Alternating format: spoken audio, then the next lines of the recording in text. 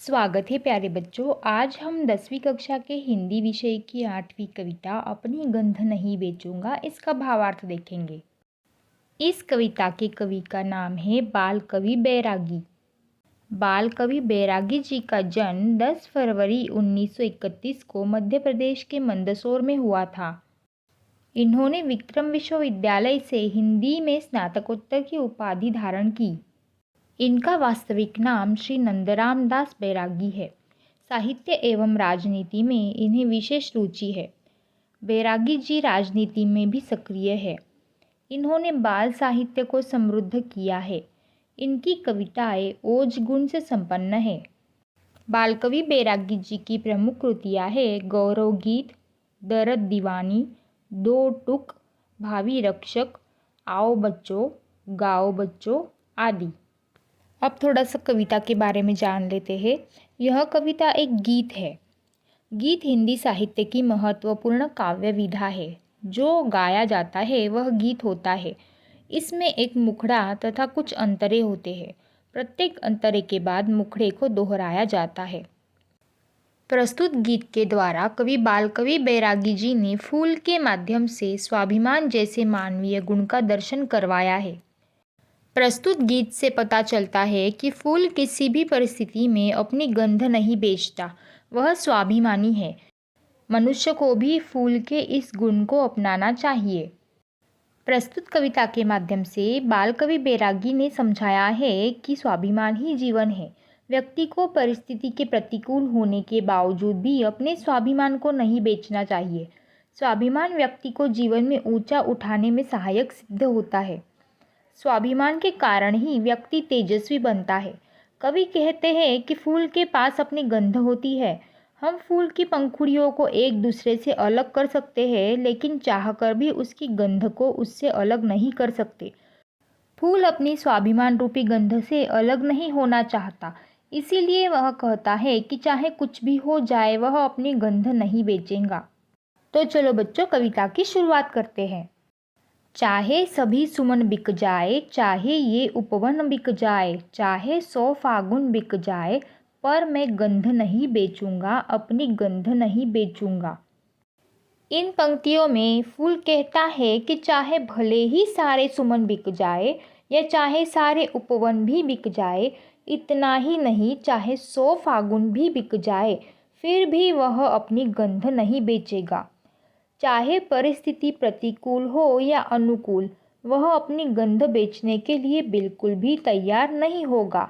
वह अपने स्वाभिमान को मिटने नहीं देगा। अगली पंक्तियाँ है। जिस डाली ने गोद खिलाया, जिस कोमपल ने दी अरुणाई, लक्ष्मण जैसी चौकी देकर जिन कांटों ने जान बचाई, इनको पहला हक आता है, चाहे मुझको नोचे तोड़े, चाहे जिस मालिन से मेरी पंखुड़ियों के रिश्ते जोड़े। ओ मुझ पर मंडराने वालों, मेरा मोल लगाने वालों, जो मेरा संस्कार बन गई वो सौगंध नहीं बेचूंगा, अपनी गंध नहीं बेचूंगा। इन पंक्तियों द्वारा कवि कहना चाहते हैं कि फूल कह रहा है कि पेड़ की डाली ने उसे अपनी गोद में खिलाया है और नई कोमल पत्तियों ने उसे लालिमा प्रदान की है। कांटों ने उसकी रक्षा के लिए लक्ष्मण रेखा जैसी चौकी बनाकर उसकी जान बचाई है। इन सभी के अनंत उपकार वह भूलना नहीं चाहता। इसीलिए वह कहता है कि इन सभी को मुझे नोचने तोड़ने अथवा किसी भी मालिन को समर्पित करने का पहला हक है। फूल उस पर मंडाने वाली तितलियों को और उनका मोल लगाने वालों को बड़े ही स्वाभिमान से कहता है कि उसकी सौगंध उसका संस्कार है, उसे वह कदापि नहीं बेचेगा। चाहे कुछ भी हो, पर वह अपनी गंध नहीं बेचेगा। अगली पंक्तियाँ हैं। मौसम से क्या लेना मुझको, ये तो आएगा जाएगा, दाता होगा तो दे देगा, खाता होगा तो खाएगा। कोमल भंवरों के सुर सरगम, पतझारों का रोना धोना, मुझ पर क्या अंतर लाएगा, पिचकारी का जादू टोना। ओ नीलाम लगाने वालों, पल पल दाम बढ़ाने वालों, मैंने जो कर लिया स्वयं से वो अनुबंध नहीं बेचूंगा, अपनी गंध नहीं बेचूंगा।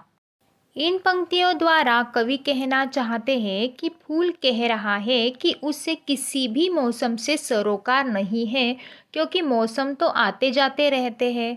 जो मौसम उसे प्रफुल्लित करेगा, उस दाता रूपी मौसम से वह सब कुछ प्राप्त कर लेगा, और जो मौसम उससे कुछ लेकर जाएगा, उसे वह नष्ट करेगा। उसे अपने ऊपर मंडराकर गीत गाने वाले भंवरे तथा पतझड़ के रोने धोने से भी कुछ लेना देना नहीं है। उस पर कोई पिचकारी में कृत्रिम रंग भर कर डालेगा तो भी उस पर किसी भी प्रकार का असर नहीं होगा।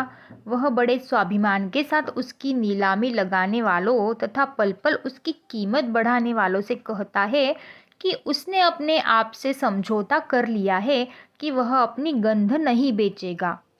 अगली पंक्तियाँ है, मुझको मेरा अंत पता है, पंखुरी पंखुरी झर जाऊंगा, लेकिन पहले पवन परी संग एक एक के घर जाऊंगा। भूल चूक की माफ़ी लेगी सबसे मेरी गंध कुमारी, उस दिन ये मंडी समझेगी किसको कहते हैं खुददारी। बिकने से पहले मर जाऊँ, अपनी माटी में झर जाऊँ, मन ने तन पर लगा दिया जो वो प्रतिबंध नहीं बेचूंगा, अपनी गंध नहीं बेचूंगा। इन पंक्तियों द्वारा कवि कहना चाहते हैं कि फूल कह रहा है कि उसे अपना अंत पता है, वह ज़्यादा दिनों तक जीवित नहीं रह सकता, उसकी प्रत्येक पंखुड़ी एक एक करके झर जाएगी। फिर भी वह मरने से पहले पवन परी के साथ हर एक घर में स्वच्छंद विहार करना चाहता है। यदि उससे कुछ भूल चूक हुई होगी तो वह अपनी गंध के द्वारा सबसे माफ़ी मांगेगा। फूल की खुददारी का सभी को पता लगने में देरी न लगेगी। यह मंडी रूपी दुनिया उसके स्वाभिमान से एक दिन अवश्य परिचित होगी। फूल इतना स्वाभिमानी है कि वह बिकने से बेहतर मर जाना तथा मिट्टी में झड़ जाना पसंद करेगा। वह अपने मन से तन पर लगाए गए प्रतिबंध से किसी भी प्रकार का समझौता नहीं करेगा। वह अपनी गंध हरगिज नहीं बेचेगा। तो बच्चों, इस कविता का भावार्थ यही समाप्त होता है। यह वीडियो देखने के लिए सभी का बहुत बहुत धन्यवाद। अगर यह वीडियो आपको हेल्पफुल लगी तो इस चैनल को ज़रूर सब्सक्राइब करें, और नई वीडियोज़ की नोटिफिकेशन पाने के लिए साथ में जो बेल आइकॉन दिया है उसे प्रेस करना ना भूलें।